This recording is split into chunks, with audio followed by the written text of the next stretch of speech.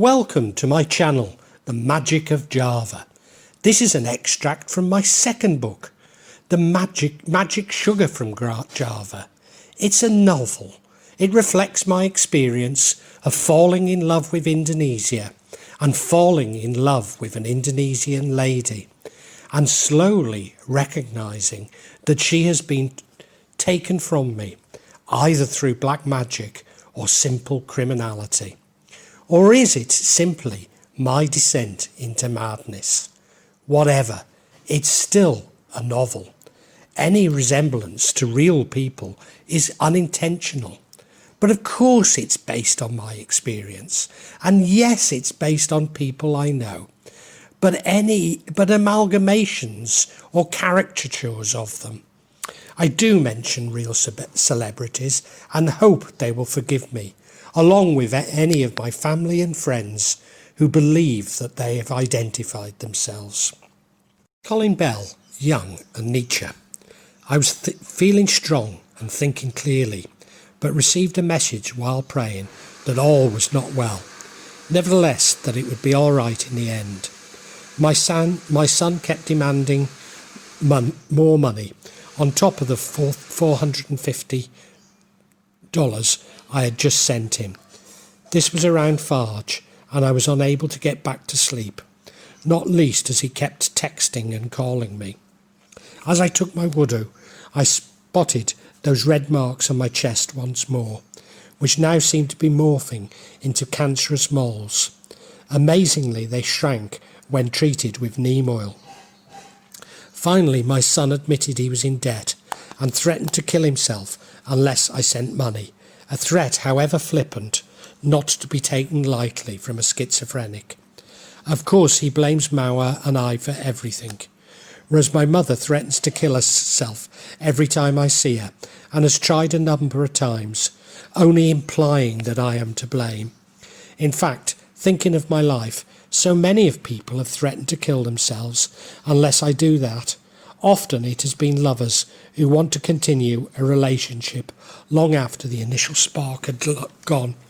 I should have learned.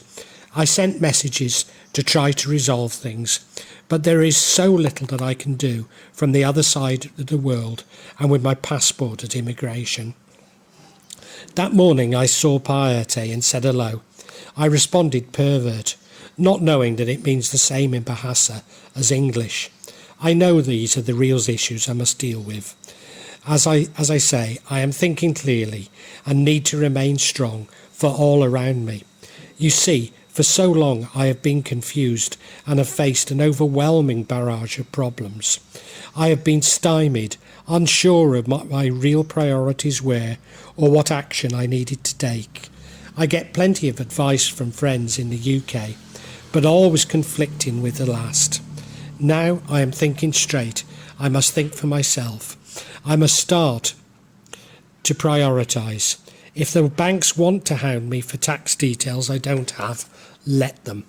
My wife and my son need my concentration, not banks and financial service providers who cannot be bothered to put in suitable systems and don't give their staff enough time to read their customers' correspondence, and certainly not the history of that correspondence. So my son blames me for ruining his life. My mother holds me partially responsible for ruining hers.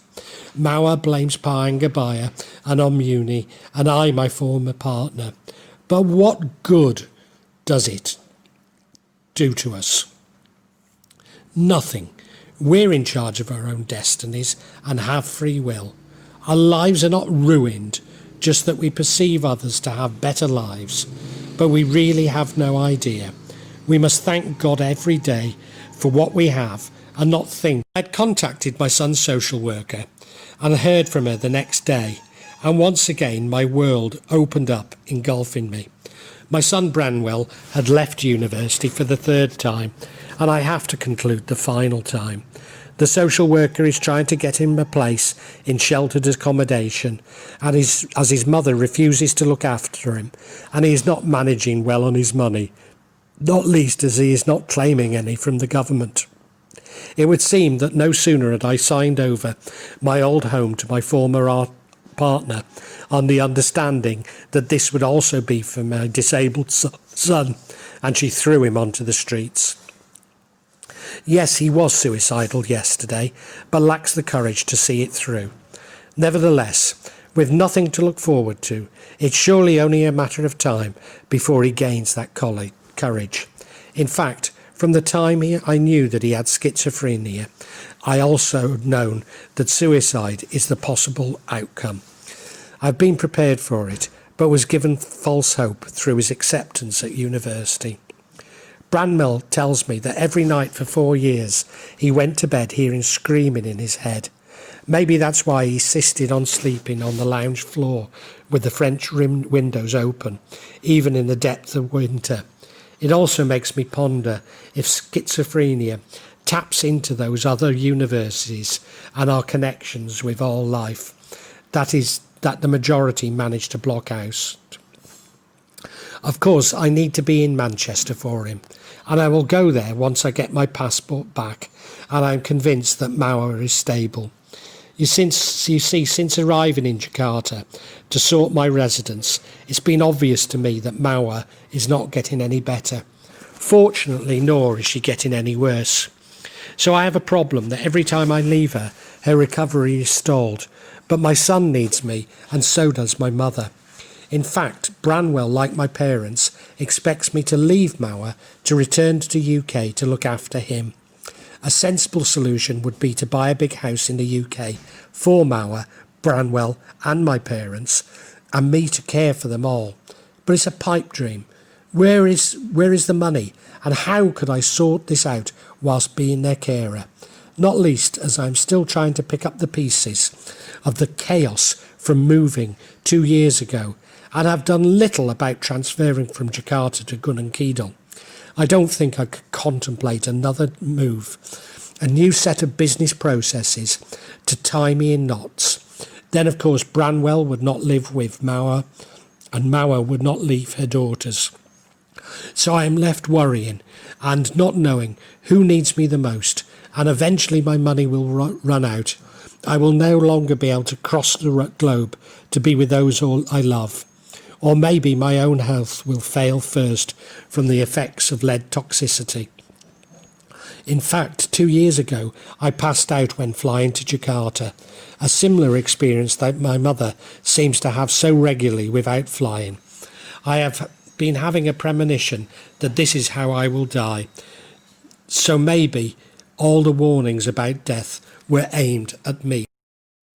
Plus I have so many people dependent on me financially, and above all emotionally. The truth is, I have neither the savings nor the strength to fill my roles as I wish, and inevitably I must let somebody down. But whom?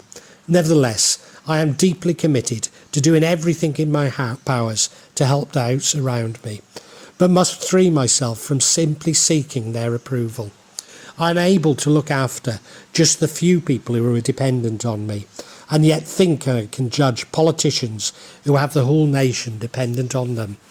You see, I have no right to judge anyone, and now repent for doing so. It's too easy to be an armchair critic. I should now retreat to my garden in Gunung Kidul and pray. I'm so sorry, George W. Bush, Tony Blair, Pa Harto, and all the other leaders I have doubted. I am just a weak man who cannot look after his own family, who, like my brother-in-law, is deluded that he could judge other men. Whoever undertakes to set himself up as the judge of truth and knowledge is shipwrecked by the laughter of the gods. Albert Einstein, Ideas and Opinions, based on Mein Weltbild. Black magic and poison literally took a year out of my life. A year during which all I could think of was what was happening and how to overcome it. Yes, I have suffered. Titi has suffered, and maybe still is, and there is no doubt that Mawar is still suffering. However, it's the little things in life that you cannot cope with. Mistakes from the bank, insurance, utilities, and telephone companies just send me into complete distraction and depression. Although I have blamed business process re-engineering for so many problems, A not unrelated reason is the displacement of clerical labour by computers. It would seem that a new industrial revolution is occurring, with machines displacing labour once more. Just as in the first industrial revolution, Manchester is in the vanguard, the casualties being the new lumpen proletariat, although a new labour aristocracy of computer literate workers is developing as a labour aristocracy. A brief walk around the centre of Manchester, and one is all too well of the abundance of expensive cars and people sleeping in doorways. But the real victim is my son Branwell, as I was too distracted and busy to spot his distress, believing him to be adding to my problems, not needing me to listen to his. When he was calling and demanding money from me, and it was impossible for me to help, such as on the train from Jember to Clacton, these were cries for help that I had missed. At 22, he really should be more independent, but his mother brought him up, unable to cook, unable and unwilling to manage money, unable to read a train timetable, to read a map, to plan a journey. These things I tried to teach him, but was ridiculed. He now needs me to teach him. Once again, I'm so sorry, Branwell. I know that you won't forgive me, but try to understand. I am nothing like as strong as you believe, but I will strive to be. This is the reality of being a bully, wealthy beyond imagination, and who has never... I have lived life to the full, burning a candle at both ends. Of course there are consequences, and these are what I now face. You see, when Branwell was going up, my partner didn't work, promised to focus on him and ensure that he had a happy childhood. I focused on my business, too much so, as my partner would tell me. My business allowed to escape from her constantly playing mind games with me. It allowed me to be successful on my own account, but above all, I knew that one day the business would no longer provide a living, as it no longer does, and wanted to maximise the income whilst it was possible. Nevertheless, as a child, I promised myself that I would not do this, as my father had worked hard and spent so little time with me. So Branwell's problems are nothing to do with black magic, bad luck, or aura poisoning. Such things happen in life. But when you are too preoccupied with your own life to notice the torments of others, then of course they get worse, and with them so do your apparent problems. I was too concerned with my relationship with my partner to comprehend hers with Branwell and how destructive it was becoming. In fact, for many years I thought that he was coping much better than I. From a young age she had hit him, encouraging me as a responsible father to do the same, but I simply couldn't. Things deteriorated rapidly when he started hitting her back. Then, of course, my mother was demanding my attention with her own suicide threats, never noticing that Branwell was really crying out for help. Maybe that's the point of believing in black magic and punishment from Allah, because it makes suffering and your role in it much easier to endure. Yes, we create our own fortune and luck in life. Indonesians don't have a monopoly on suffering. We all suffer. But for many in Indonesia, if your wife goes mad, you get another. Most would see that the original wife was cared for in her desa and provided with enough money for rice and tofu. The same is true of children. Why can't I be satisfied that Widati is healthy and hopefully TT will recover? It's because bullies really don't deal with sorrow.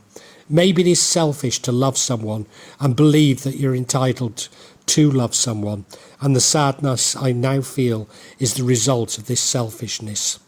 The soul that denies true love as its motto, were better unborn, its existence is dishonour.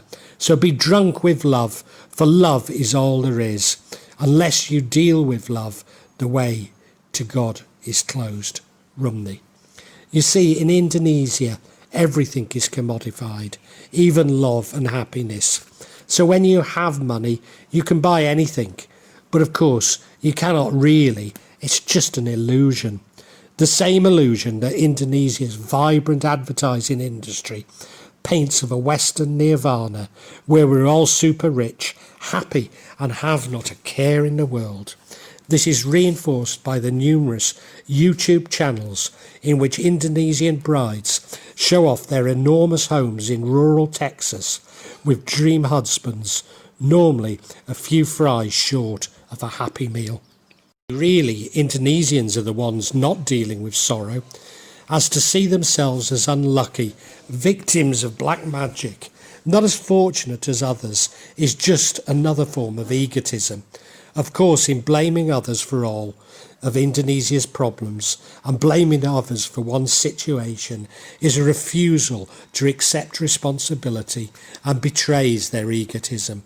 Earlier, I described my brother-in-law as an ambitious leader of men trapped inside an imbecile's head. Maybe this is the Indonesian condition to be successful business people and politicians trapped inside a semi-literate peasant's body. This would certainly explain the endurance of the caste system, especially amongst the downtrodden, as it provides an excuse for not fulfilling one's ambition nor coming to terms with it. But those of you who have travelled in Asia, including countries without a caste-like system, will be well aware of loss of face. Isn't this the same illogical elevation of the ego? Then when you put your together feelings of having been hard done by with an inflated ego which is readily hurt, you begin to comprehend the evil which overtakes Indonesia so regularly. But I have chosen to live in Indonesia, and if not as an Indonesian, then partially. To all but Indonesians themselves. So what is wrong with Branwell living in Ardesa with us? He could help with the garden and on building projects. We have plenty of fresh vegetables for his vegan diet.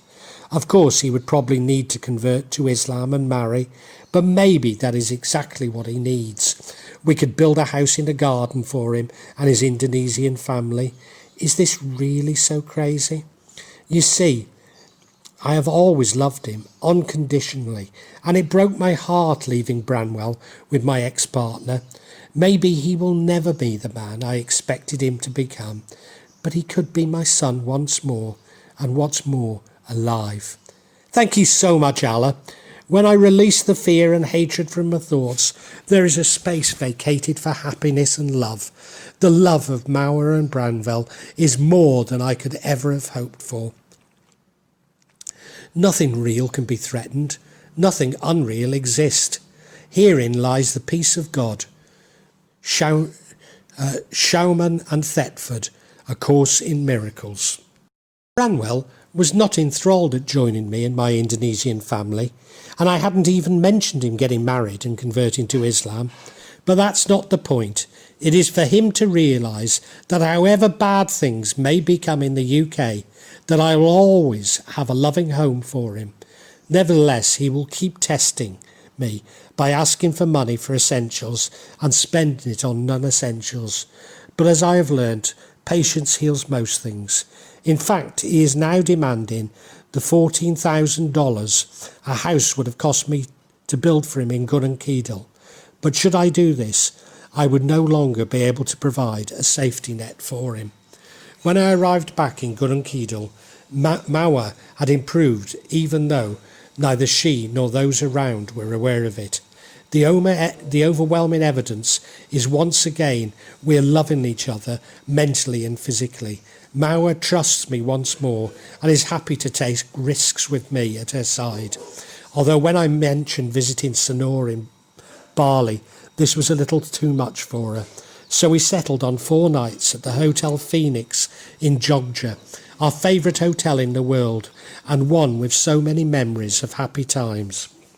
While I was in Jakarta sorting my residence permit, immigration officers visited me at our house, and it was explained that Mawar could vouch for me to get a work permit. Not much use now that I'm in Gunung Kidul, nowhere near any work, but I could have sought work when I first moved to Indonesia. I've also heard that Jokowi is again relaxing the implementation of the regulations, undoubtedly a knee-jerk reaction to hearing so many of Jakarta's middle-class children speaking broken English with a Polish accent. Although as it costs at least $1,500 per annum for a work permit, you have to be fairly certain that you will find work to make this investment. On reflection, however, I have been so terribly ill for a year, there's no way I could have held down a job. But of course, had I had a job, I would have never started selling tribal art and therefore never have met Pa Anggabaya. How different my life might have been. Also in Jakarta, Martin told me about his driving licence. Yes, I do mean Martin, the blind architect. Apparently, it's so easy to get a driver's licence, even he has one. So once I sell my office, I can get a licence and buy a car, making us feel much less remote in Gunung Kidul, visiting Jogja, Solo and the beach. Although I cannot see me drive into Jakarta, apart from the distance, I don't think I could cope with the traffic. Martin claims that he loves driving in Indonesia, so maybe, if I do buy a car, he could be our driver. Later I found that it is simply an international driver's licence, which presumably the Indonesian police have no power to refuse. But as these need reviewing annually, I cannot see me ever getting a car. You see, I am so disfigured and impoverished from the immigration process, I have no stomach for any more Indonesian bureaucracy. I remain annoyed by Omuni as he is piling discarded items against our house, including some bricks Mawar asked him to move 3 years ago. So every time I visit my home, I will become angry with him, and Mawar may pick up on some misconceive as evidence of black magic. In Jakarta, I threatened my UK bank and credit card companies with the Ombudsman, and after 18 months of problems and complaints, they're at last taking me seriously. Is this what is required to do in this business process re-engineered world? You have to escalate your grievances to the ultimate in order to get service providers even to read your letters. Another problem has emerged, but it really is the beginning of the end of a bigger problem, and that is that the second buyer of my office has complained that my solicitor has been delaying the sale. How should I interpret this? Has my former partner been creating problems for me with my solicitor? She's certainly capable of this. Or more likely, has Jeff's death affected my solicitor and her ability to function? I need to handle this with care, as it has already cost me $25,000. It needs addressing. On Friday, Mass Predictor rode to Jogja to replenish Mawar's expensive Korean medication from the rep, and I attended Jumatan alone. When I got home from the masjid, the French windows were closed, and Mawar growled at me as I entered through the front door. This became more persistent until I placed my hand on her forehead, and she said that the spirit had been sent by Omuni and intended to kill me. Mawar, or should I say the spirit, grabbed my neck in a half-hearted strangulation attempt to reinforce this intention. So the fluid I found all over the entrance was really containing soil from a grave? Or was Mawar simply picking up on Muni's continued contempt for us? I no longer know nor care. All that matters is that Mawar recovers. Nevertheless, this episode really did test my newfound optimism and belief that our real problems were lead-induced and not black magic. We visited Parkano, who explained that yes, Omuni had sent a spirit with me, but that we must forgive him. Although I do forgive Omuni, I am beginning to understand that Parkano is simply offering an Indonesian explanation of events. Just as Mawar believes that she has been entered by a spirit, this is how she has been conditioned to respond. There is no need for me to believe it, as everything is in our heads. So as a bully, it is easier to believe that Mawar is simply able to pick up on the negative energy Muni has towards us, a negative energy which I subconsciously transmitted to Mawar. Nevertheless, forgiving our adversaries is the very best way to neutralise this intent. Some 18 months later, this theory was challenged. It would seem that when Mas Pradipta and I went to the masjid for Jumatan, the Dukan brother had visited our home. Mawar had heard him walking around muttering to himself, but did not approach her. When Budde challenged him, he made an excuse about looking for glasses. Also, some 18 months later, brother number 5's eyesight started to fail.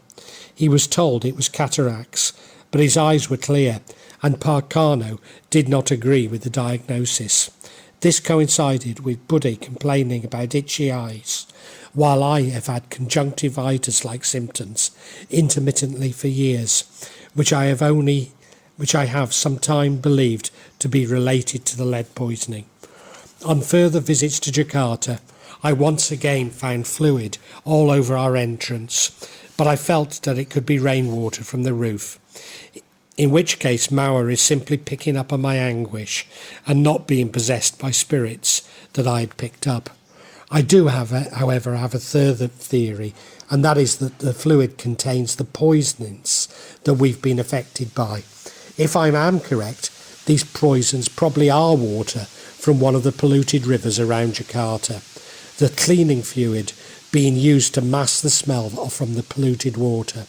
Simply spreading the fluid around the perimeter of our home is an extremely inexact method of poisoning us, but it probably would seep into the groundwater and therefore our water supply.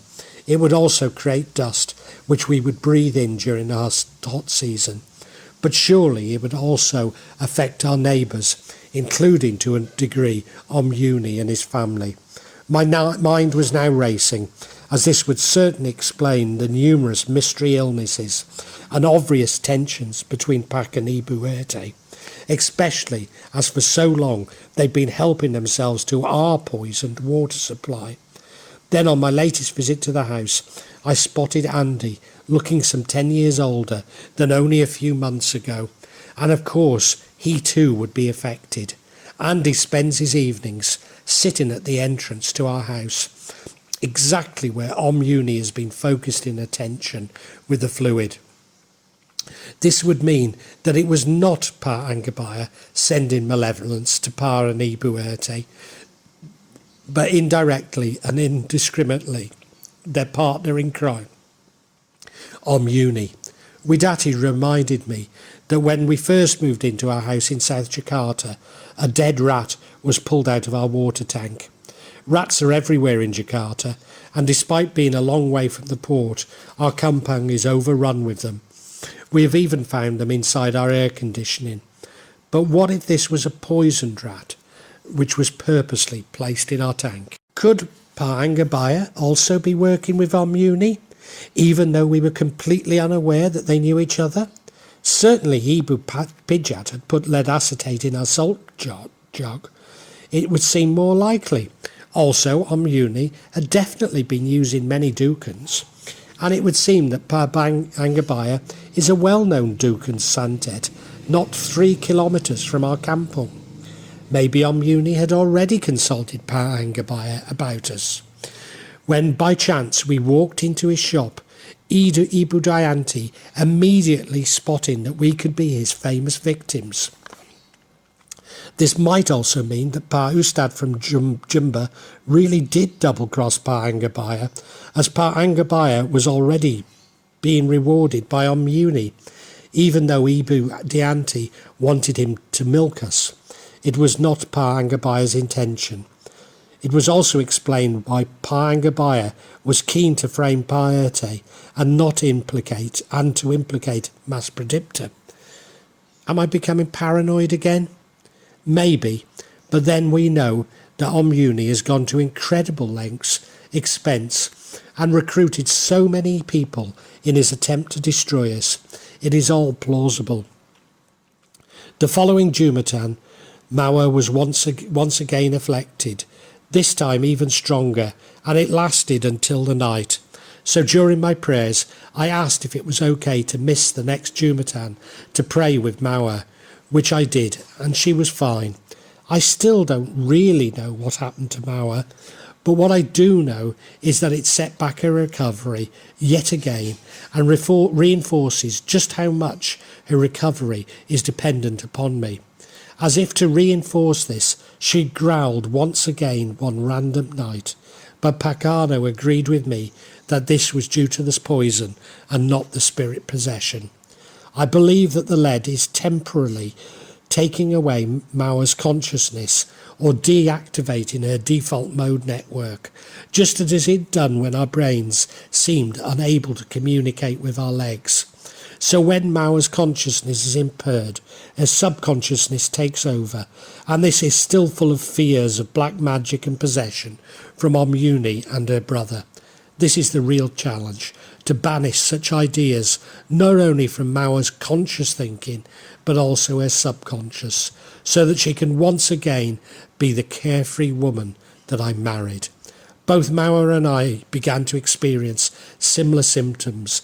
It started with conjunctivitis, then a soreness in our teeth, followed by arthritic aches and pains. Eventually, we both developed terrible headaches and flu-like symptoms. For a while, we believed this to be Omuni sending an entity to possess us. But as I began to think clearly, it obviously was lead poisoning once again. It's not a new dose of lead, simply the poison being released by our teeth and bones. This coincided with moving into the hot season, and despite drinking more water, we had probably become a little dehydrated.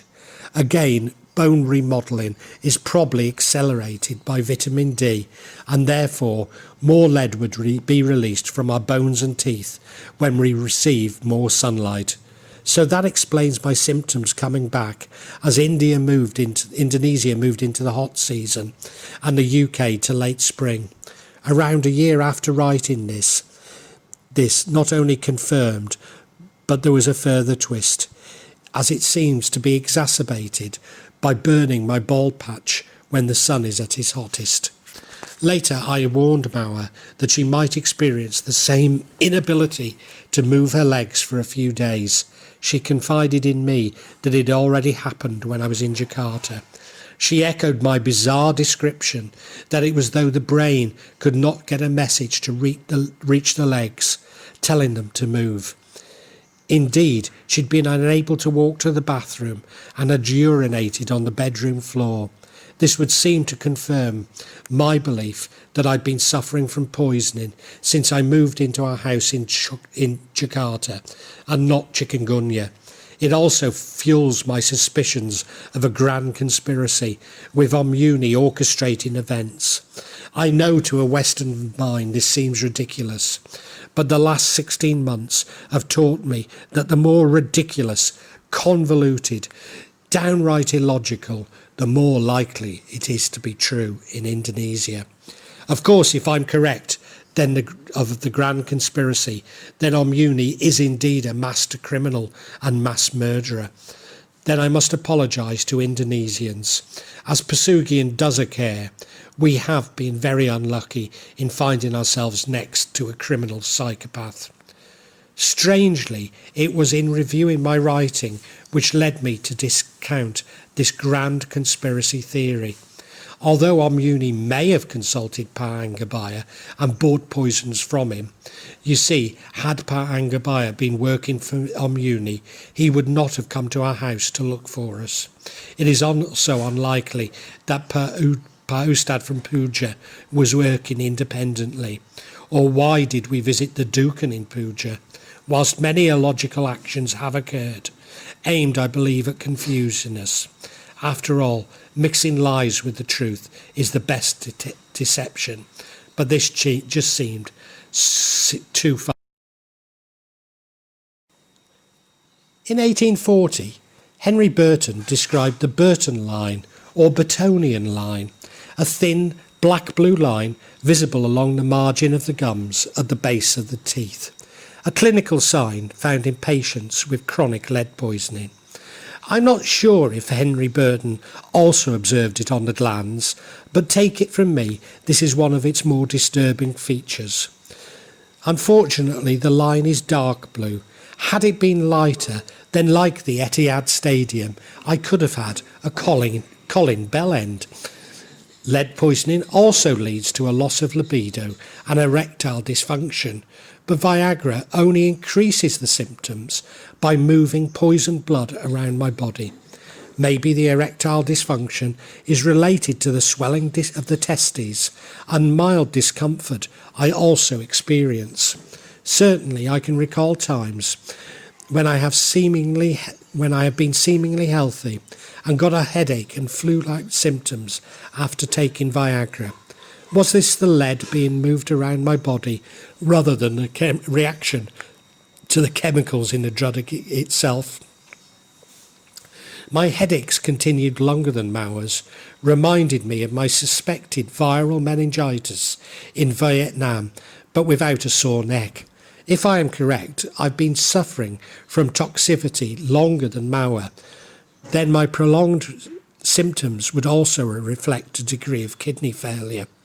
I guess we will have to endure these attacks for the rest of our lives, but at least we know the causes and to an extent what we can do about it. After our consultation with Parkano, Mawar's third brother explained that the Ducan's brother children had posted on Facebook to say how sad they and the Ducan brother were that Mawar had recovered. It was beyond my comprehension. The third brother also explained that the Ducan's brother's children were constantly complaining about Buddha and Mas Pradipta, and I realised that the Ducan's children are blamed for removing them from scamming us during the building of our house in Gun and Keedle. Although we had caught them cheating us and not looking after our interests, they felt aggrieved that we had sacked them and blamed Buddha and Mas Pradipta for supplanting them, not that they were capable of looking after Mawar, nor suited, nor finishing the decoration. To describe this as being two sides to every story is a gross oversimplification, but what it does illustrate is that even when people are behaving badly, we should continue to treat them as humans and with compassion, even though we cannot comprehend their actions, but we need to try to do so. Despite feeling better than I have in a long while, and my thinking now being clear, I saw a number of ghosts outside our garden through the French window. As ever, they weren't at all frightening. Indeed, they later started waving at me. I asked Mawar if this had always been the path to the field, which he confirmed. So it's likely a place for ghosts to congregate. 2 days after my vision, the Ducan brother came into my bedroom, where I'd been writing this, and gave me some jamu. I was immediately on my guard, as since Mawar had been released from hospital, I had told him not to enter our house, and apart from the time when Mawar had asked him in, when she was still childlike, he never has. Buddha confirmed my suspicions, saying that he never made jamru, and immediately threw away the bottle. Was my ghost vision warning me of my brother's presumed treachery? Was the premonition that things aren't what they seem not referring to my mother and Branwell? Am I still to really identify the third man in my dream in the pub in Wrexham? Or were they simply a welcoming party for Yanni and her baby, who moved in less than a month later? I really don't know what to believe, that my stepbrother is trying to kill me, but everything is pointing to this being the case. After Mawar's release from hospital, her third brother had, at my suggestion, assumed the head of the family. We had sought out and befriended Parkano, who seems to be my brother-in-law's nemesis. So, like Omuni, there is a motive of sorts, but then also like Omuni, I suspect that his treachery predates our falling out. When our house was being built in Gun and Keedle, we would stay with the Duke and brother-in-law for a few days to oversee the construction. Could his poisoning have started at this time? Oh dear, Just when I thought things were coming to a close, I can feel a third episode in my tale emerging. I do hope that I will not be as tested as I was in the first and second episodes. We have no control over who hates us, and maybe not be able to ever stop them from doing so, no matter how much Mawar tries. I am not sure that that it is a prerequisite of happiness, but I do believe that unhappiness is the shortest path to happiness. So when I wished for happiness, was I unwittingly wishing for unhappiness? In Indonesia, we can extrapolate this to we have no control over who wants to kill us. But if we treat everyone with respect and compassion, no matter how they have wronged us, then maybe we can reduce this hatred. My normal reaction when faced with hostility is to reciprocate. Maybe this is my biggest lesson, to treat everyone with respect. You see, my former partner hates me for leaving her, as does my son. My brother-in-law hates Mawar because she has been more successful than him. Uni hates us because we are happy and that I embarrassed him by publicly drawing attention to some of his treachery. Paete because we're cleverer than him. Angabaya because he is committed to evil. We have no power over this hatred, and we need to live our lives as happily as we can and learning from our experiences, however painful they have been. Like Nietzsche, Jung observed that if we have to experience pain in order to truly be happy, the word happiness would lose its meaning if it were not balanced by sadness. I am sure that Angabaya never read Thus Spoke Zarathustra, but was Angabaya trying to teach me this? Well, that concludes this chapter from The Magic Sugar of Java. I do hope you liked it. I'm going to attempt to add another chapter every week.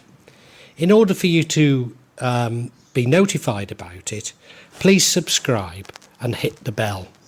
In fact, I need subscribers and listeners to reach monetization. And I do want feedback, but I also want to stay true to my experiences. I really want to keep things real.